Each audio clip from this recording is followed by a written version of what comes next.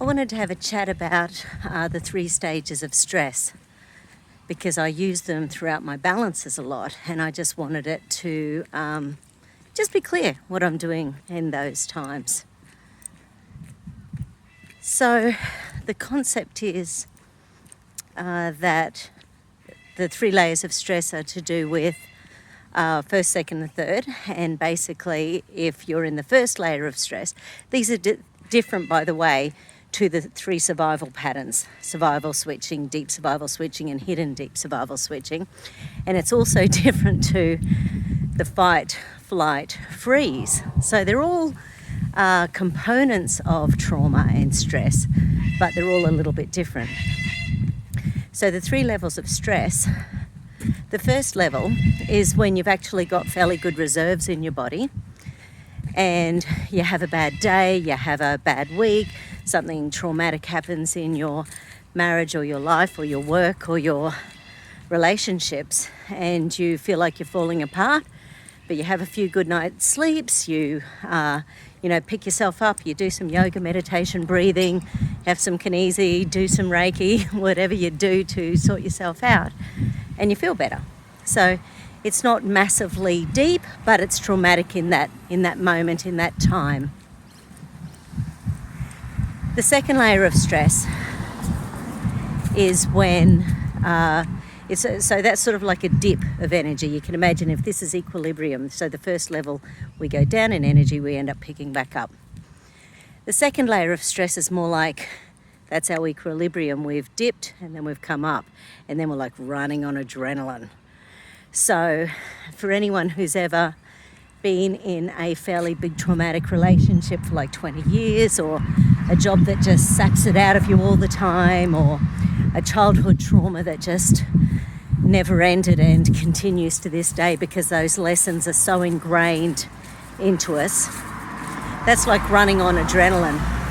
And our body can manage to do that for decades for a lot of people. Some people it might be 6 months. It depends on the level of trauma and our level of ability to get over things.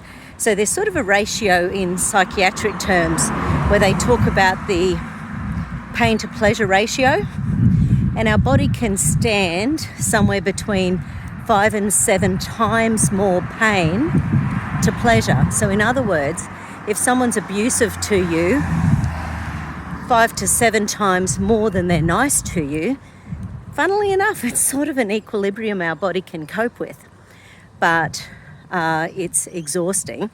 But we end up building up a way of dealing with that, whether or not that's minimizing our own needs, or whether it's suppressing our ego defenses, or whether it's that freeze mechanism.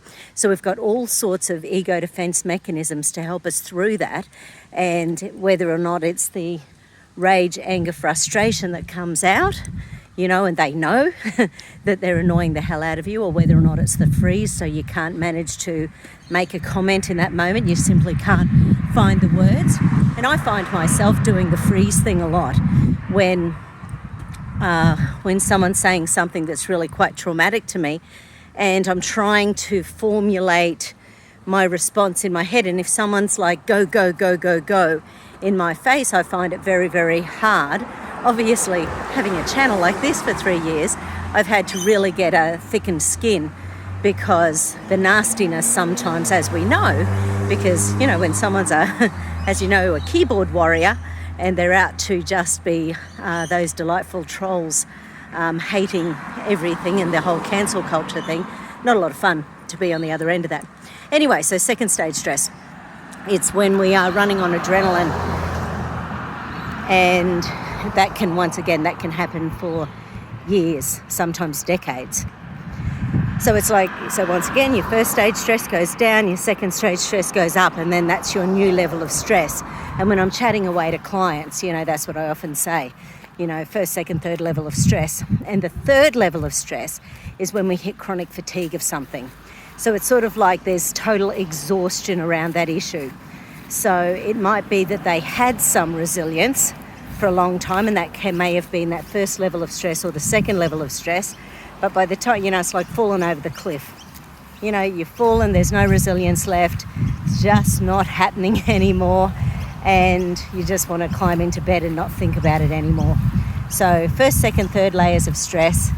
And I sort of, when I first got this concept in the kinesiology world, it was part of a course called Counselling Kinesiology with Gordon Dixon about 20 years ago.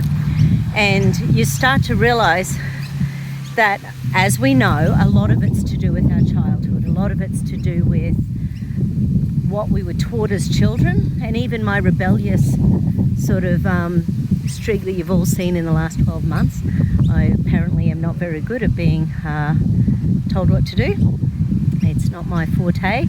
And I thought about things like when I was a kid, you know, many other kids automatically called adults Mr. this or Mrs. that, or, you know, so there was that level of, I suppose, respect.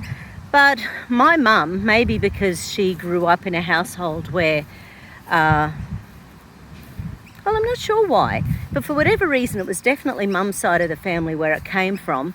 And she taught us that people had to earn your respect.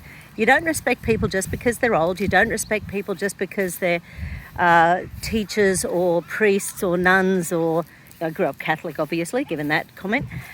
So respect has to be earned. And so therefore I hardly ever called anyone Mister. So when I had a job, in fact, I can't, you know, maybe my teachers, but when I had my first job and I had to call him Mr. Madigan, and I was like, I can't do that. So I would subconsciously, I think I couldn't actually say that. So it took me quite a while to get over that, to actually call him Mr., because it just seemed so foreign to me because most of Mum and Dad's friends, we called them by their first names. And if we didn't call them by their first names, then they weren't friends. So why would they have been in our house, and why would they have been part of our life anyway? So my rebellious streak. But anyway, first, second, third stage stress. And so I'll do another one right now in relation to the fight, flight, freeze. I'm sure everyone really knows what that is, but it's incredibly pertinent on the planet in this past year because, of course, everything online is about shaming, blaming, anger. We had someone here in our little suburb in Wynnum, because we've had a mask thingy for the last 3 days, and now they're insisting that everyone wear one. I have none on me. And, you know, so we're supposed to carry one around, and we don't have to if we have a mask exemption. And there are many reasons for having a mask exemption, and that's the law. They can't make you carry one if you have an exemption. But getting that through to the average person who just wants to follow the mainstream, they don't get it. They get really riled up. And, so there was someone actually screaming at people walking past without masks, which was very interesting, just interesting that that's okay in our society these days, isn't it? So what is okay and what is not? Breathe. Life is good, life is good, life is good.